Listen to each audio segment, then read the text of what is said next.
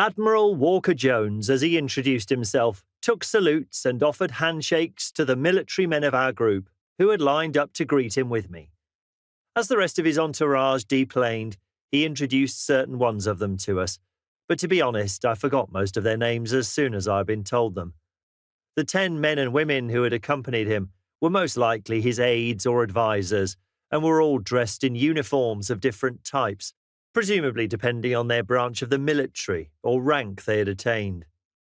The Admiral moved away from the group and I saw him looking around the airfield. He gave a nod of satisfaction when he saw the armoured car and looked surprised when he noticed the tractor and trailer driven by Sean as they both patrolled the perimeter of the airfield. "Sir," I said as I noticed the direction of his gaze and walked over to him, "I was just about to recall the vehicles so we can get back to the castle. It's only about 15 minutes away, and then we can offer you some refreshments and get started on these plans we've been talking about." He looked at me, smiled, nodded and said, Yes, there's no point delaying, we have a job to do."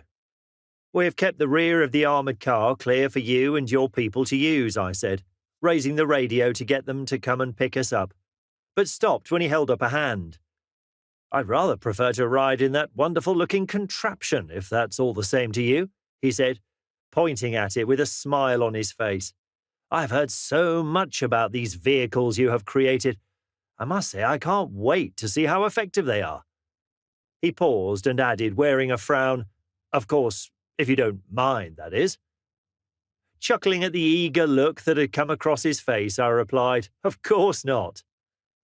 I waved at the other vehicles we had brought with us, deciding to go all in on this mission, as protecting the VIPs that were arriving was paramount. We had chosen to bring most of our eclectic collection of vehicles, forming them into the usual protective square close by on the grass area near the airfield's tower to act as a fallback position for us if need be.